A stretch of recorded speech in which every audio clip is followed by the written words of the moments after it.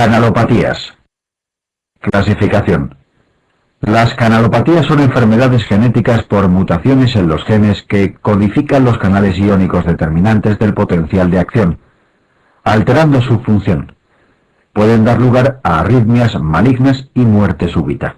Los síndromes de QT largo congénito tipo 1, LQT1 y 2, LQT2, se caracterizan por una disminución funcional de canales de potasio que origina QT largo y torsadas de puntas. En el LQT3 es un aumento de función del canal de sodio el que prolonga el QT.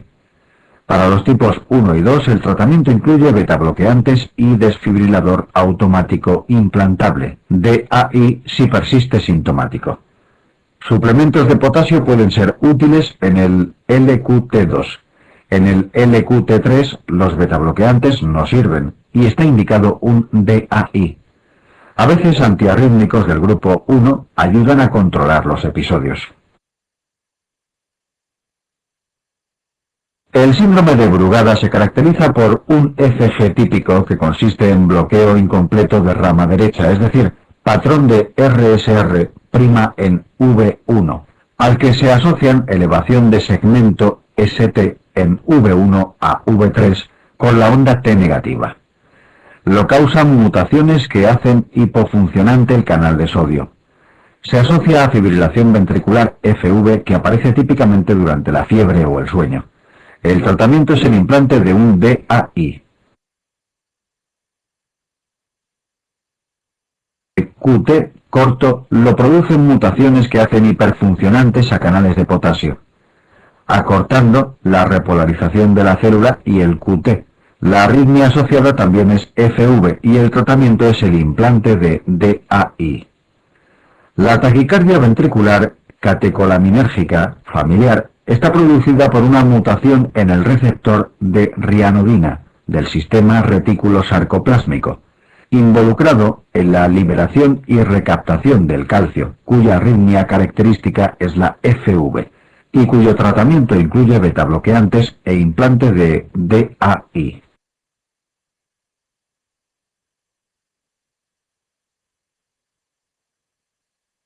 Electrocardiograma.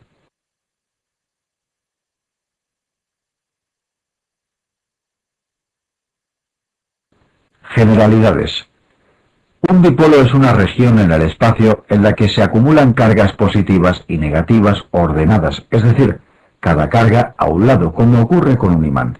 En la figura representamos un dipolo con cargas negativas a un lado, azul, y positivas al otro, rojo. Los dipolos pueden ser representados mediante vectores, flechas, como el de la figura, que tendrán la dirección del campo eléctrico creado por las cargas. El sentido del vector, por convenio, es apuntado hacia las cargas positivas y la amplitud, tamaño, proporcional a la intensidad del campo electromagnético. Es decir, cuanto más cargas, más grande, amplio, será el vector que los representa. La simultánea de dos dipolos, vectores, permite hacer la suma espacial de los mismos, produciéndose como efecto global un único vector resultante de dicha suma.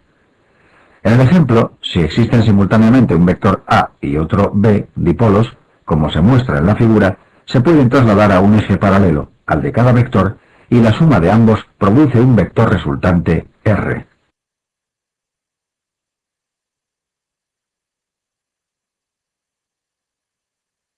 Registro eléctrico. Al haber movimiento de iones positivos en la célula miocárdica del exterior al interior durante la despolarización y del interior al exterior durante la repolarización, los potenciales de acción cardíacos producirán dipolos eléctricos que pueden ser registrados con un electrodo, que los inscribe en un papel con movimiento continuo, habitualmente a 25 milímetros por segundo. Los electrodos exploradores funcionan a modo de una cámara de cine que mira los vectores que se forman en el corazón desde diferentes puntos de vista. Los vectores que se acercan al electrodo explorador producen una deflexión, onda positiva, que será más alta cuanto más intenso sea el campo eléctrico, más grande sea el vector, y cuanto más directamente apunte al electrodo. Los vectores que se alejan del electrodo explorador provocan una deflexión, onda negativa, con idénticas características, más profunda cuanto más grande sea el vector y cuanto más se aleje del electrodo. Los vectores dipolos perpendiculares producen una deflexión isodifásica. Primero se acerca, positiva, y luego se aleja, negativa, o al revés. Dipolos, situación de reposo, el sistema marca una línea isoeléctrica, ni hacia arriba ni hacia abajo. En el ejemplo, un vector azul, en un plano determinado, el plano de la pantalla, producirá las ondas más o menos que se representan junto a cada electrodo explorador, círculos rojos, que miran dicho vector en el mismo plano desde diferentes perspectivas.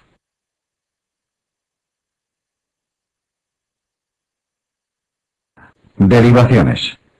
Por convenio, los electrodos exploradores de las 6 derivaciones de miembros frontales están localizados así: D1, 0 grados, D2, 60 grados, D3, 120 grados, AVF, 90 grados, AVR, menos 150 grados, AVL, menos 30 grados.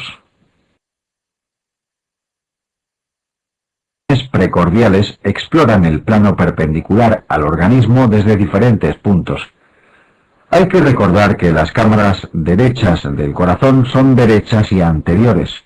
Por eso los traumatismos penetrantes de la cara anterior del tórax suelen dañar al ventrículo derecho, que es anterior, y las cámaras izquierdas son izquierdas y posteriores. Las precordiales se ubican así: V1, 4 grados, espacio intercostal, E y C, paraesternal derecho. V2, 4 grados, E y C, paraesternal izquierdo. V4, 5, E y C, línea medioclavicular. V3, entre V2 y V4. V5, a la altura de V4, en línea axilar anterior. V6, a la altura de V4, en línea axilar media. Estas que hemos descrito son las derivaciones habituales en un ECG de 12 derivaciones, pero en ocasiones especiales se emplean otras precordiales como V7 a la altura de V4 en línea axilar posterior, V8 a la altura de V4 en línea medioescapular, V9 a la altura de V4 en línea paravertebral, V3R igual que V3 pero en hemitórax derecho, V4R igual que V4 pero en hemitórax derecho.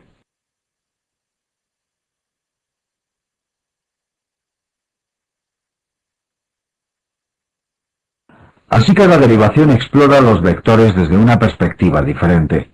De esta forma, D3, AVF y D2 exploran la cara inferior del corazón. D1 y AVL la cara lateral alta. V1, V2, el septo interventricular. V3, V4, la cara anterior. V5, V6, la cara lateral baja. V7, V8, V9, la cara posterior. Y V3R, V4R, el ventrículo derecho. Conociendo esta localización podemos localizar, por ejemplo, un infarto, pues en un infarto inferior veremos las alteraciones propias de IAM, onda Q y ascenso del ST, en D2, D3 y AVF.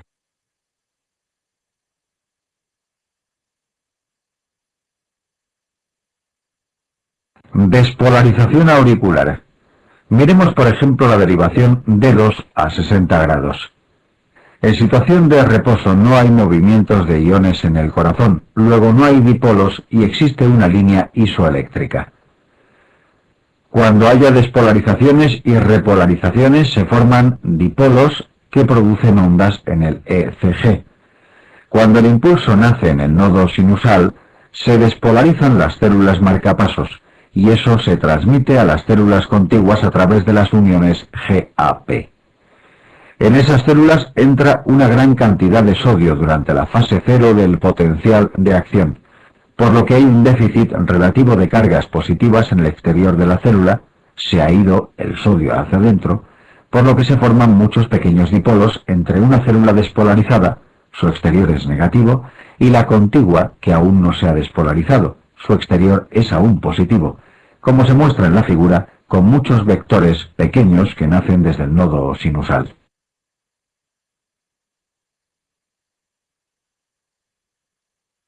Ese impulso despolarizante se va transmitiendo célula a célula, es decir, relativamente despacio, pues no hay un sistema especializado en la conducción rápida del impulso en las aurículas, como ocurre con el is Purkinje en los ventrículos, aunque la disposición de las fibras hace que lo haga más rápidamente en el sentido de las mismas. Y despolariza las aurículas, y es fácil imaginar que primero despolariza la aurícula derecha y un poco después la izquierda, a la que penetra desde la derecha por unas vías preferenciales de conducción, entre las que destacan el haz de Bachmann, localizado en el techo de las aurículas, y el seno coronario. Por donde pasa el impulso, las quedan despolarizadas, y por tanto con un exterior relativamente negativo.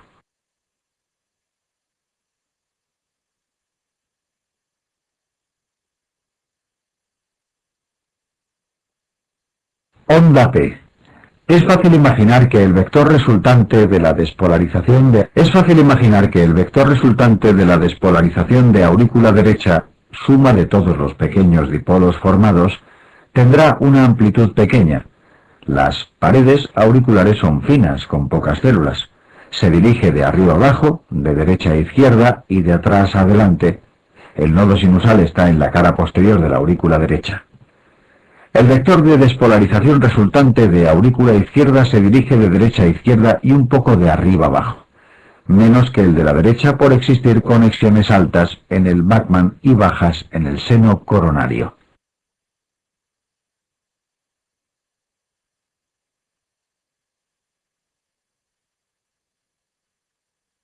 De ambas aurículas se representa en amarillo. En derivación de 2 veremos un vector que se acerca al electrodo y produce una onda positiva. La amplitud es pequeña porque la masa de las aurículas es pequeña, hay pocas células, por lo que la onda no será muy alta, y dado que la despolarización avanza célula a célula, tarda bastante tiempo en inscribirse, normalmente 80 a 120 milisegundos. Esa onda de despolarización auricular es la P. El eje dirección en el plano frontal del vector de despolarización de la onda P generalmente está entre 0 grados y 90 grados.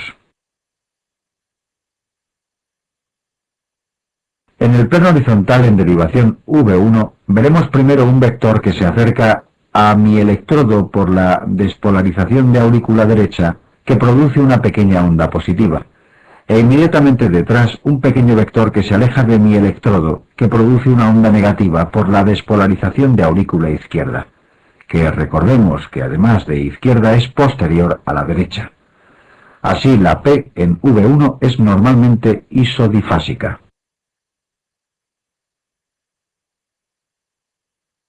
Despolarización ventricular, plano frontal. El impulso despolarizante no puede pasar de aurícula a ventrículo por estar aislados por el esqueleto fibroso del corazón. El único punto donde puede penetrar es el nodo AV, en el que el impulso se retrasa, se conduce muy lentamente, por lo que hay un espacio de tiempo en el que no hay ningún vector, mientras el impulso atraviesa el nodo, pues las aurículas están recién despolarizadas, en las fases 1 y 2 del potencial de acción, y los ventrículos aún están en reposo. Por eso existe el segmento PR que es isodifásico.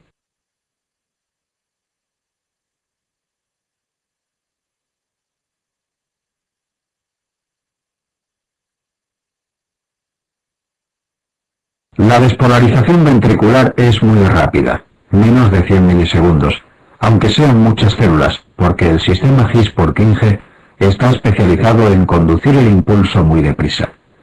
No obstante, no es todo simultáneo, sino que sigue un orden. Después del nodo, el impulso atraviesa el His, llega a sus ramas, y desde la rama izquierda hay conexiones con el septo interventricular izquierdo, lo que inicia su despolarización de izquierda, donde está esa rama, a derecha, originando un pequeño, pocas células, vector de despolarización septal, azul, que se aleja de D2, produciendo una pequeña onda negativa. Inmediatamente después, el impulso recorre las ramas y el Purkinje, produciendo la gran despolarización de la mayor parte de la masa ventricular desde las regiones medias. Dado que hay muchas más células, más masa en el ventrículo izquierdo que en el ventrículo derecho, el vector resultante rojo va de arriba a abajo, igual que las ramas, y está desviado hacia la izquierda y hacia atrás, donde está el ventrículo izquierdo. El B2 produce una rápida, por viajar deprisa por el sistema especializado de conducción, y alta, por tener muchas células, muchos dipolos y mucha amplitud, onda que se acerca al electrodo, positiva.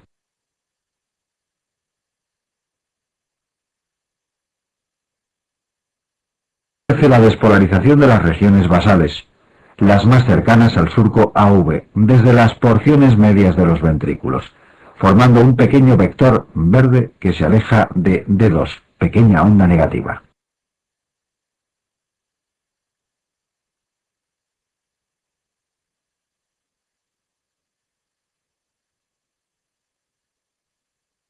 Despolarización ventricular, plano horizontal.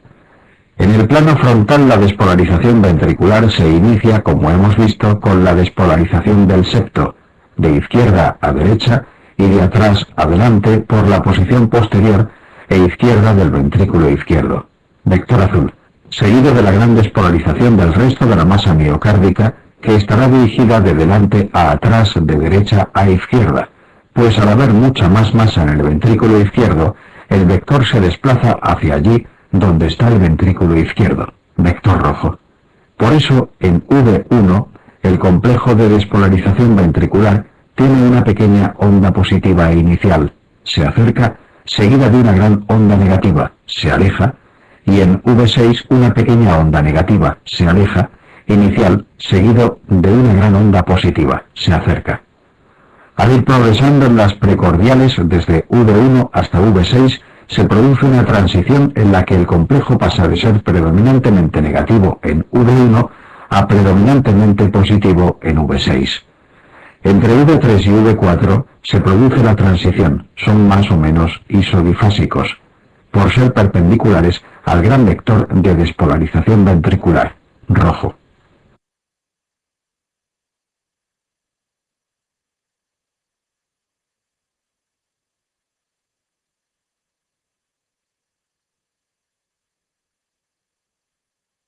Nomenclatura del QRS.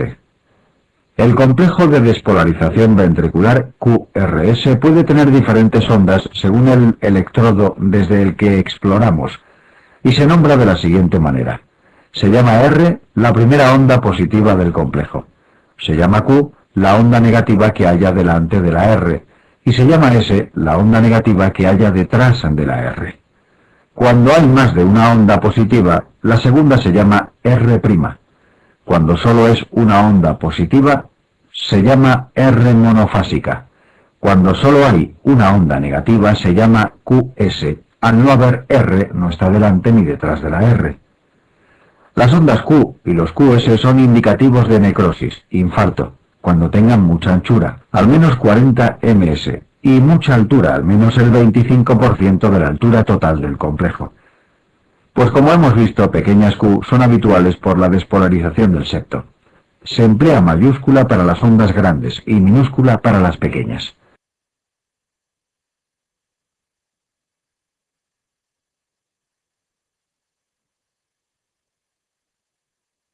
En la figura hay varios ejemplos de nomenclatura. El complejo RSR' en derivación V1 es típico del bloqueo de rama derecha. La comunicación auricular tipo ostum secundum, el síndrome de Brugada y la displasia arritmogénica de ventrículo derecho. La onda epsilon es como una R' que aparece en esta enfermedad.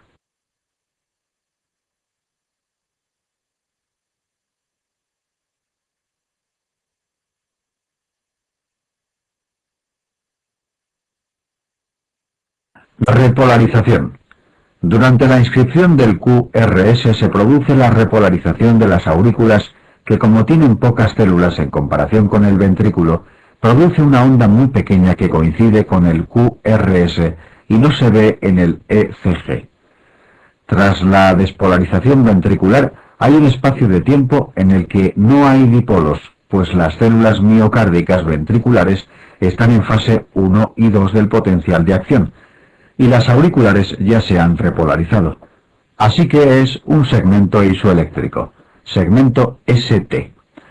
Después comienza la repolarización ventricular que acontece inicialmente en el epicardio, desde donde progresa hasta las porciones medias de la pared del miocardio ventricular, donde las células, llamadas células M, tienen un potencial de acción más largo que el epicardio, por lo que son las últimas en repolarizarse.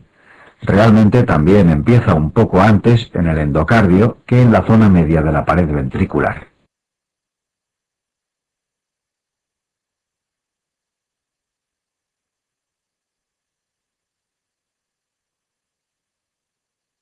Así como en el epicardio ya hay células repolarizadas, positivas en su exterior, y en medio de la pared aún tienen negativo su exterior, se forman muchos dipolos, figura, que progresan hacia el endocardio.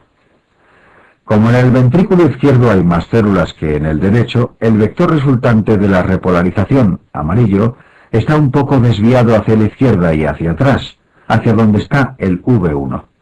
Este proceso tiene lugar lentamente, célula a célula, por lo que la onda que aparece tiene una duración prolongada en el ECG. No es casi instantánea, como ocurre con la despolarización por el Is-Purkinje. El D2 produce una onda positiva y ancha que es la T. Tras la onda T, en algunas personas puede verse otra onda positiva llamada onda U, sobre todo en precordiales, que está aumentada en la hipopotasemia.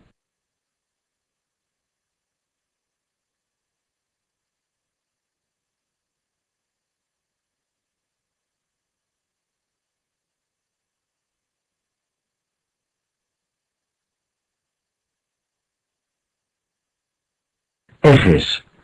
Al ser los electrodos cámaras que miran lo mismo desde diferentes perspectivas, es típico que en AVR, que está a menos 150 grados, casi opuesta a D2, aparezcan las ondas recíprocas a las que se ven en D2, siendo pues la P negativa el complejo de despolarización ventricular RSR', y la T negativa, siendo todo ello normal.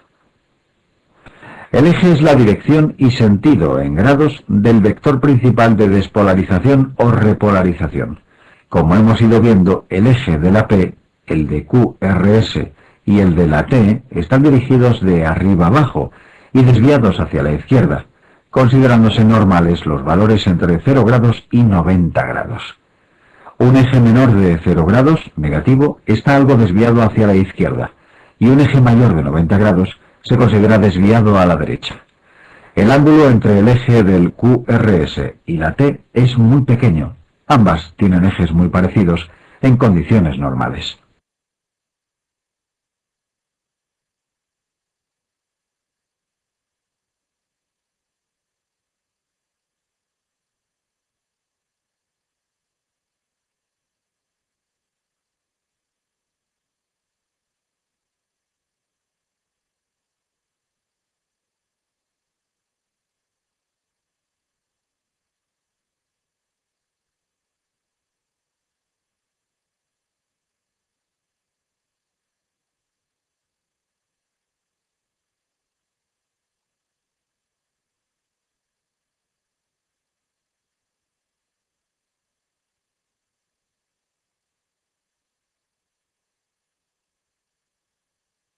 Las hipertrofias o crecimientos de cavidades pueden desviar el eje hacia su lado.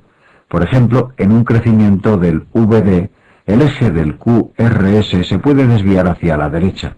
Hay muchas más células en el VD. Los bloqueos de rama no suelen desviar el eje, pero los hemibloqueos de los fascículos de la rama izquierda sí. Así, un hemibloqueo anterior desvía el eje hacia la izquierda, menor de menos 30 grados, y el hemibloqueo posterior hacia la derecha, mayor de 90-120 grados.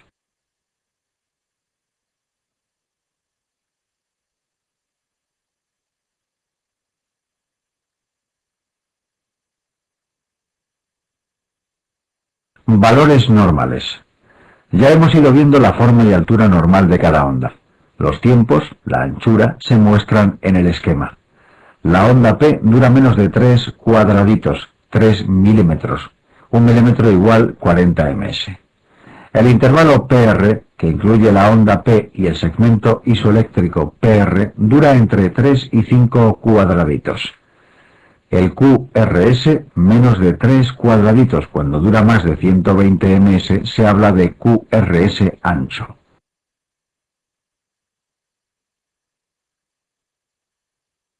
T, desde el inicio del QRS hasta el final de la T, varía con la frecuencia, pues cuanto más bradicárdico vaya el paciente, más largo es el QT, y cuanto más taquicárdico, más corto, como se aprecia en la figura. Por eso existen fórmulas para corregir el QT a la frecuencia cardíaca, Bassett. El QT corregido debe ser menor a 440 ms.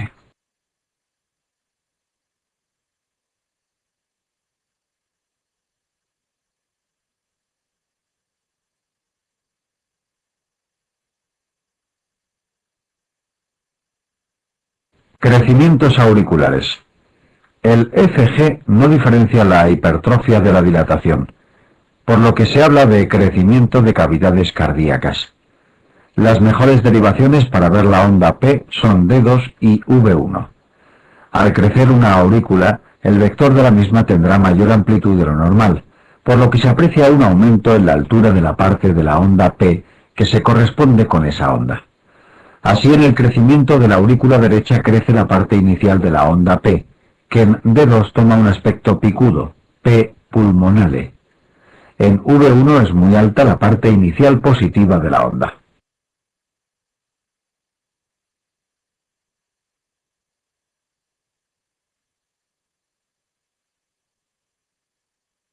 En la aurícula izquierda, el vector de la misma es más grande de lo normal, y al haber más células tarda más tiempo en despolarizar toda la aurícula. Por lo que la onda P en D2 toma un aspecto mellado, P mitrale, y ancho, y en V1 la porción final negativa de la P es más ancha y profunda de lo normal. La onda P sinusal, que nace en el nodo sinusal, se caracteriza por tener un eje entre 0 y 90 grados y ser isodifásica en V1. Cuando la onda P nace en otro lugar de las aurículas, por ejemplo en el nodo AV, la despolarización lleva a otro orden, en la que nace del nodo AV de abajo arriba, produciendo ondas P distintas de la sinusal. Las que nacen del nodo AV tendrán un eje superior hacia arriba, llamadas P retrógradas, por tener el eje al revés del habitual.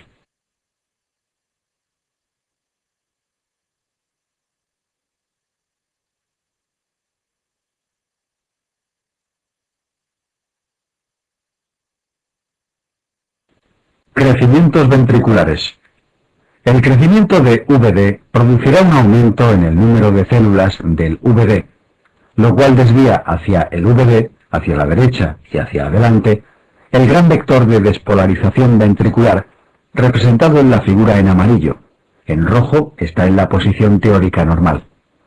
Así pues, el eje suele ser derecho, mayor de 90 grados, y en precordiales, al apuntar hacia V1. En esa derivación, en lugar de ser un complejo predominantemente negativo, es predominantemente positivo con una R mayor que la S. Este es el clásico crecimiento de VD o tipo A. Existe un tipo C, propio del cor pulmonale, en el que se hipertrofia el tracto de salida del VD, que produce un eje indeterminado.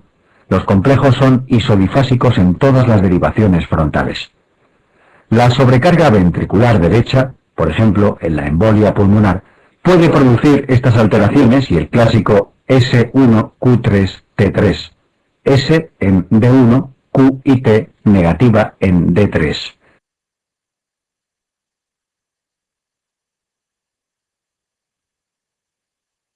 El crecimiento de VI no va a modificar el eje, pues ya de por sí está desviado a la izquierda, pero producirá voltajes muy altos en los QRS.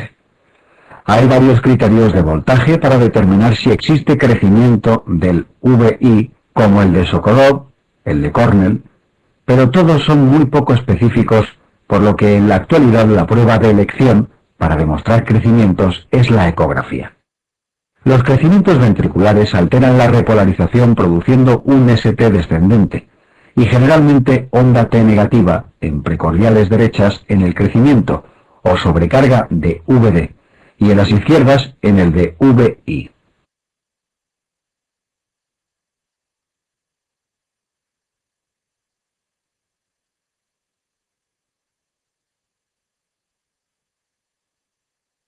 Bloqueos de rama. Producen un ensanchamiento del QRS, pues uno de los ventrículos se despolariza normalmente por su rama, pero el otro tiene retrasada su despolarización, que se transmitirá célula a célula desde el que no está bloqueado. Y al ir por fuera del sistema de conducción tardará mucho más tiempo del normal en despolarizarlo. Se habla de bloqueo completo si llega a 120 ms e incompleto si no llega a ser tan ancho.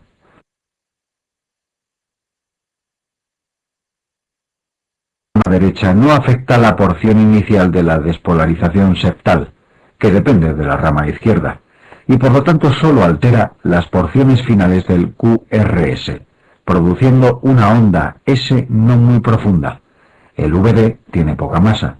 Al final del QRS en D1 y D2 se aleja, y una onda R' ancha en V1. Se acerca a V1 la tardía despolarización del VD. Así aparece RSR' en V1. El bloqueo de rama izquierda altera la despolarización inicial del septo, desaparece la pequeña Q septal en D2 y produce un QRS ancho con ondas predominantemente negativas, QS o QR en V1 y predominantemente positivas en V6 con frecuentes melladuras, RSR' o R monofásica.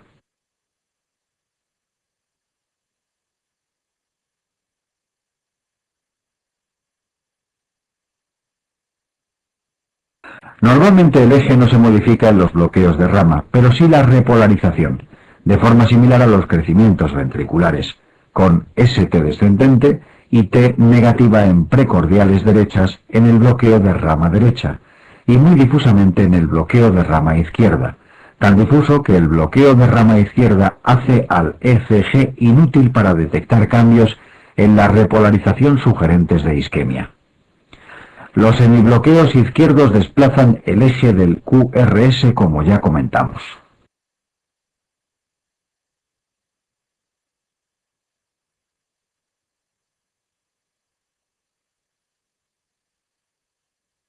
Alteraciones de la repolarización.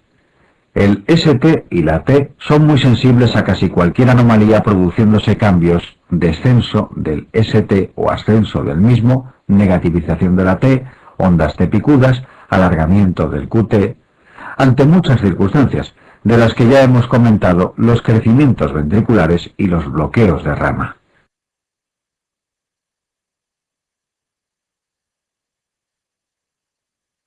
El descenso del ST con forma de cubeta o cazoleta en los pacientes que toman digoxina, aunque no estén intoxicados, en los pacientes que tienen alterada la despolarización por presentar preexcitación ventricular, síndrome de Wolff, Parkinson-White, en la isquemia, la pericarditis o en las alteraciones electrolíticas.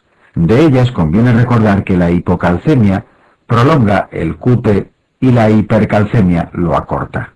La hiperpotasemia produce ensanchamiento de la P, el PR y el QRS y ondas T picudas. Y la hipopotasemia produce onda U llamativa junto al QT largo. La acidosis produce T altas y picudas y la alcalosis QT largo y T invertidas, negativas.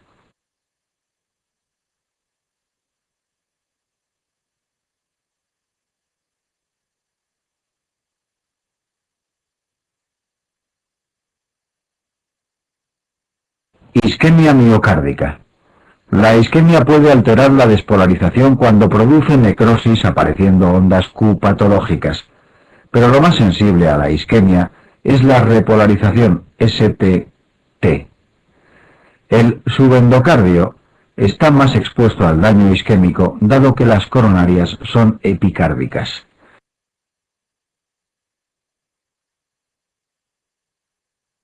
Cuando el defecto de perfusión es tan suave que solo altera la onda T, y de corriente de lesión cuando es tan intenso que también altera el ST.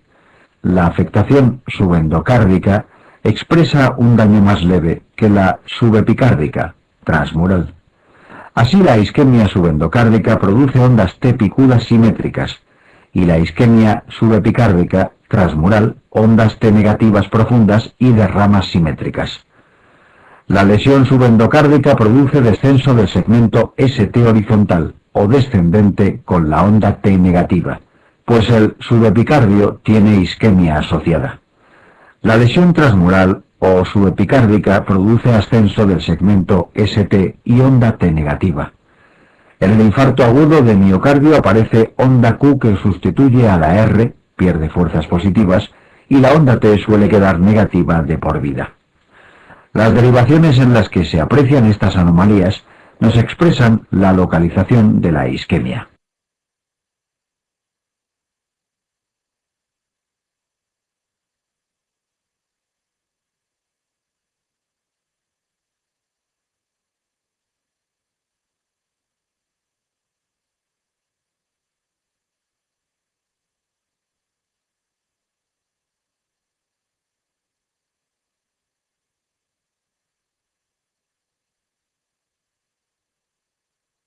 Determinantes de la presión arterial.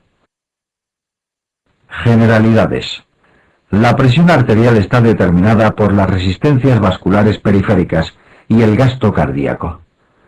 Las resistencias vasculares periféricas expresan el grado de vasoconstricción o vasodilatación que presentan las mismas, de forma que cualquier sustancia que produzca vasoconstricción va a aumentar la resistencia del sistema vascular al paso de sangre y la presión arterial.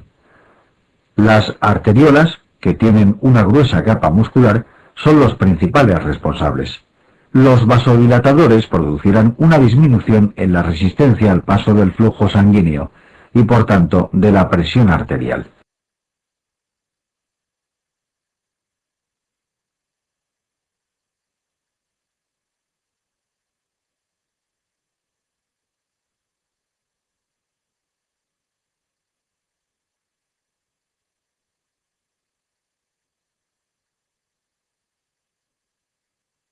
El gasto cardíaco son los litros por minuto de sangre que bombea el corazón y viene definido por el volumen expulsado en un único latido, es decir, el volumen sistólico de eyección o volumen latido, multiplicado por el número de latidos en un minuto, es decir, la frecuencia cardíaca.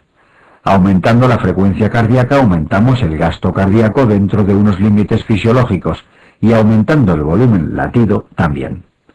Los verdaderos determinantes de la función cardíaca son la precarga, la postcarga y la contractilidad, pues son los que determinan el volumen latido.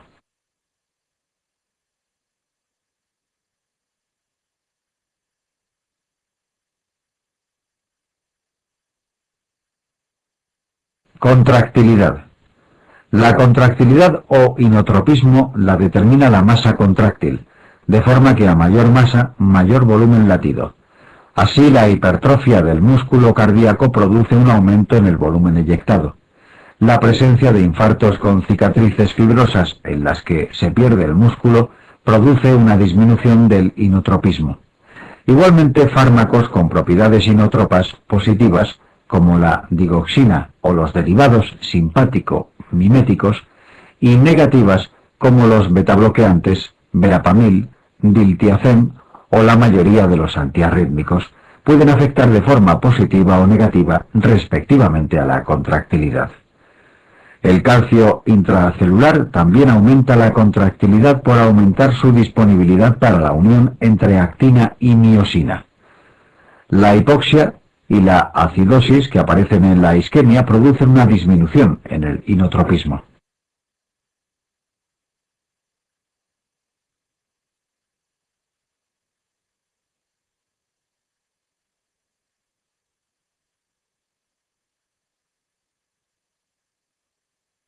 Precarga. Ley de Frank Starling.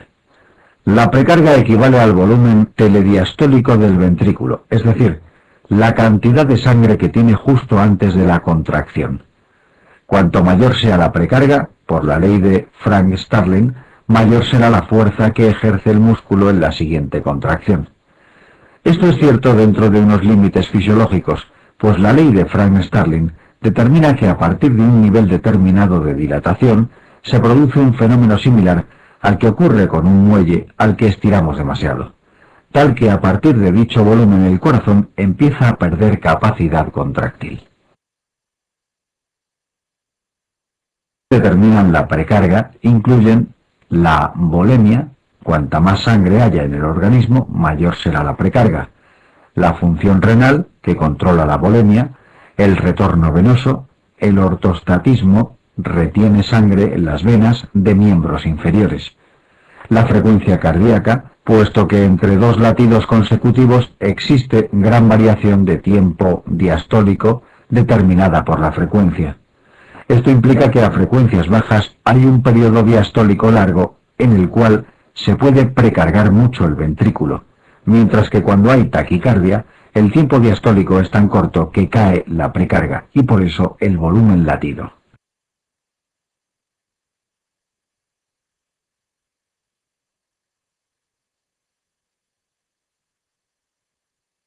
La distensibilidad ventricular también influye en la precarga, y las enfermedades que aumentan la fibrosis o del grosor del miocardio, miocardiopatía restrictiva, hipertrófica, hipertrofia secundaria a hipertensión, hacen que el miocardio sea más rígido y a la sangre le cuesta más trabajo llenar la cavidad ventricular, disminuyendo la precarga.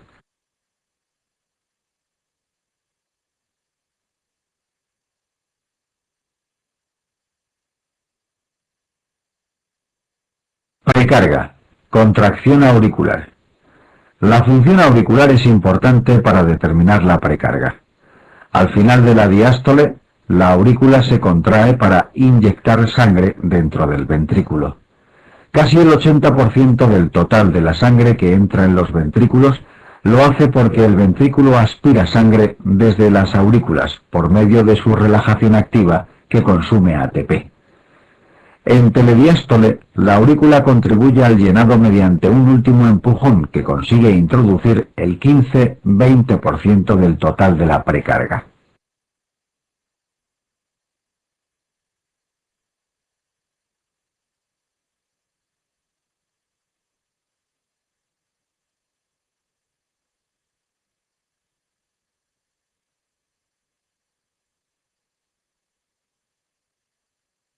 Así pues, circunstancias como la entrada en fibrilación auricular, que se caracteriza por actividad desorganizada en las aurículas que no consigue una contracción eficaz de las mismas, dará lugar a una pérdida de precarga. Si el paciente sufre una de las enfermedades en las que hay una disminución en la distensibilidad ventricular, al perder la contribución de las aurículas, la precarga cae drásticamente, pues ésta depende más de lo habitual, hasta el 40%, de la contracción auricular, pudiendo provocar inestabilidad hemodinámica al paciente.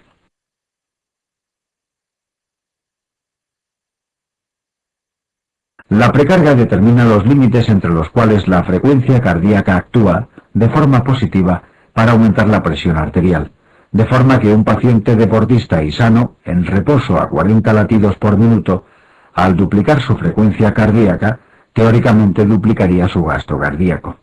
Sin embargo, si aumentamos mucho su frecuencia cardíaca, acortaría tanto el tiempo de diástole que se podría llegar a producir una contracción ventricular casi en vacío, con escaso volumen latido. Por eso, al aumentar la frecuencia no siempre aumenta el gasto cardíaco, sino solo dentro de límites fisiológicos.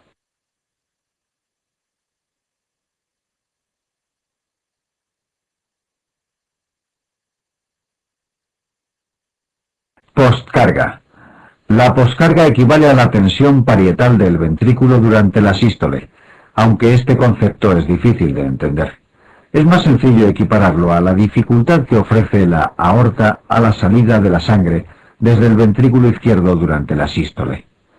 Así, enfermedades con obstrucción en tracto de salida como la estenosis aórtica o la miocardiopatía hipertrófica obstructiva tienen un aumento de poscarga que afecta negativamente al volumen latido. La ley de Laplace determina los factores que influyen sobre la poscarga: radio de la cavidad, grosor de la pared y resistencias periféricas.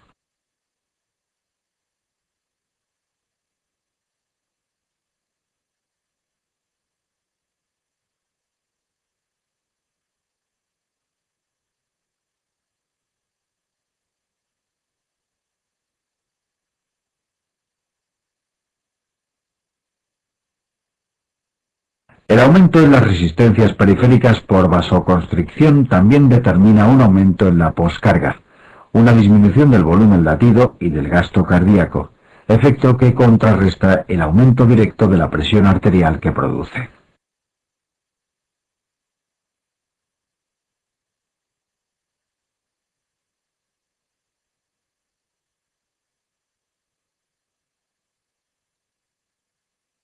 Ejemplos fisiopatológicos. Este esquema nos permite comprender distintas situaciones fisiopatológicas como pueden ser el shock anafiláctico, en el que se produce una gran disminución de resistencias periféricas por vasodilatación directa. Se intenta aumentar el gasto liberando adrenalina, que produce taquicardia refleja y trata de aumentar las resistencias periféricas, produciendo síntomas propios de la descarga adrenérgica como palidez cutánea, relleno capilar disminuido, etc.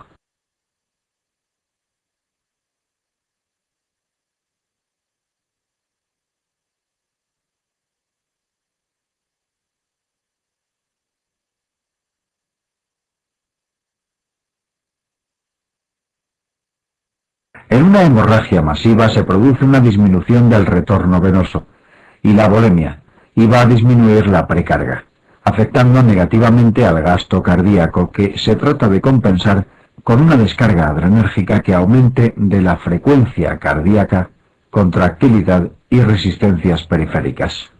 En una taquicardia ventricular rápida se acorta mucho el tiempo diastólico, lo que provoca una disminución de precarga y gasto cardíaco que conlleva hipotensión y riesgo de hipoperfusión tisular.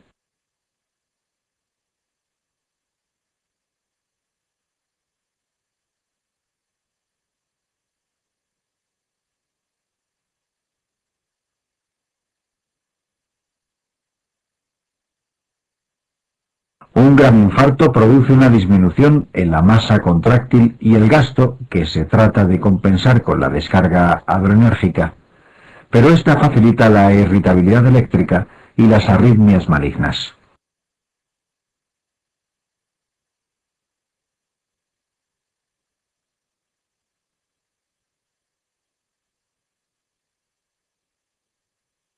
Receptores adrenérgicos. Subtipos. La adrenalina estimula diferentes receptores adrenérgicos con efectos diversos. La presencia de niveles altos de catecolaminas mantenidos, como ocurre en la insuficiencia cardíaca, produce un efecto de down regulation, que hace disminuir el número de receptores expresados en la membrana. El receptor alfa 1 tiene un efecto predominantemente vasoconstrictor en arteriolas periféricas. El alfa 2 es un receptor presináptico que sirve para el autocontrol o autorregulación de la liberación del neurotransmisor.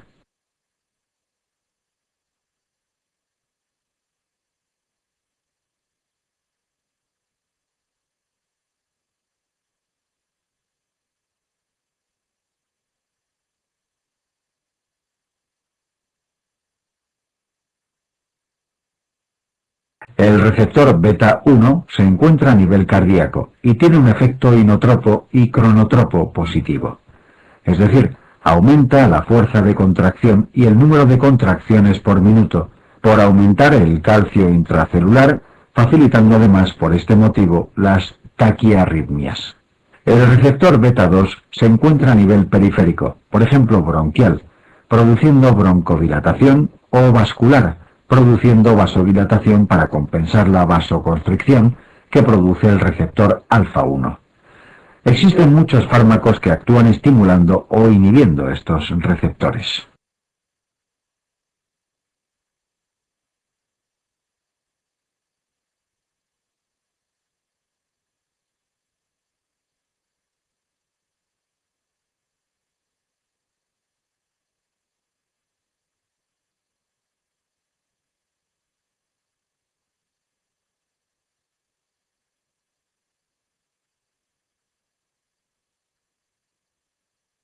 SOC. Definición. El SOC es un síndrome caracterizado por una disminución de la perfusión tisular por debajo de las demandas metabólicas. Si se mantiene la situación, acabará provocando disfunción de órganos y tejidos. Generalmente se activa un mecanismo de compensación, como una descarga adrenérgica, con aumento de frecuencia y contractilidad cardíacas, vasoconstricción cutánea y muscular para derivar la sangre hacia órganos vitales, etc. Inicialmente son beneficiosos, pero si se mantienen, acaban resultando perjudiciales.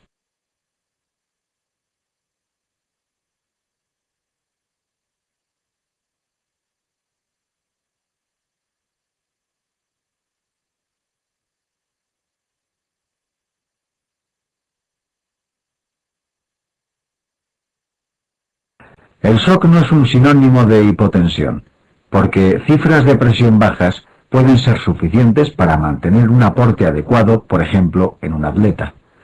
El diagnóstico de SOC precisa de hipotensión, de signos de hipoperfusión periférica como frialdad y palidez de extremidades, con aspecto moteado, relleno capilar lento, acidosis metabólica, y además de disfunción orgánica secundaria a la hipoperfusión como disminución del nivel de conciencia por afectación del sistema nervioso central, oliguria por afectación renal, etc.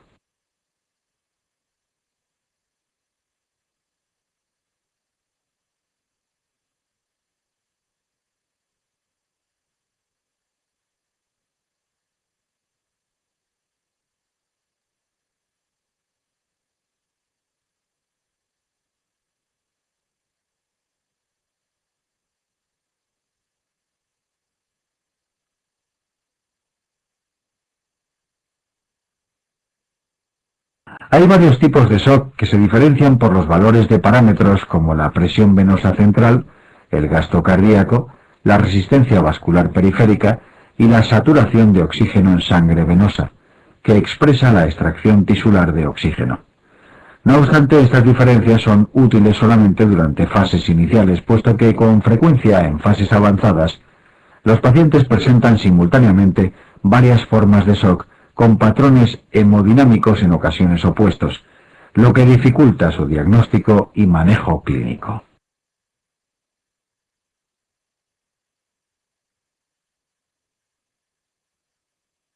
Tipos.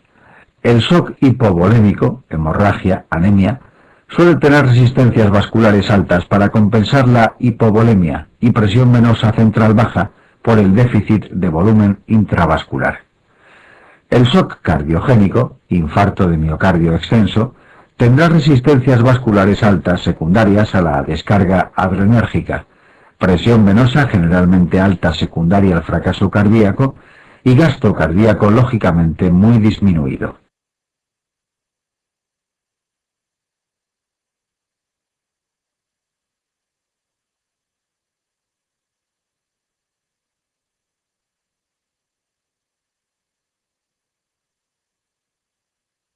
El SOC obstructivo ocurre en situaciones taponamiento, neumotórax a tensión, que dificultan la función diastólica del corazón. La presión venosa está muy aumentada, puesto que la sangre no consigue entrar bien en el corazón, y las resistencias vasculares periféricas suelen ser elevadas por la descarga adrenérgica.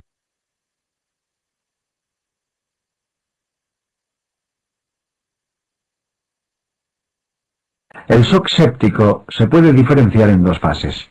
Una inicial o hiperdinámica, en la que predomina la vasodilatación y disminución de resistencias vasculares, y otra hipodinámica o tardía, en la que ya se suman datos de fallo cardiogénico o hipovolémico por fenómenos como isquemia miocárdica o secuestro por tercer espacio.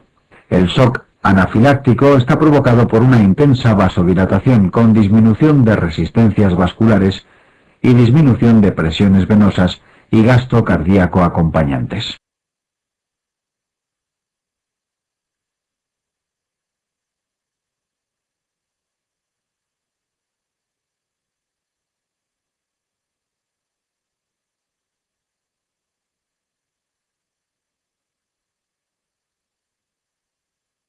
El shock neurogénico, lesiones del sistema nervioso central, anestesia raquídea, produce una alteración del tono simpático y disminución del gasto cardíaco y las resistencias vasculares. El shock séptico, neurogénico, anafiláctico, tóxico o asociado a endocrinopatías, insuficiencia suprarrenal aguda, se engloban en el denominado shock distributivo, puesto que el fenómeno inicial es una distribución periférica inadecuada del gasto cardíaco, que puede ser normal o incluso elevado en fases iniciales.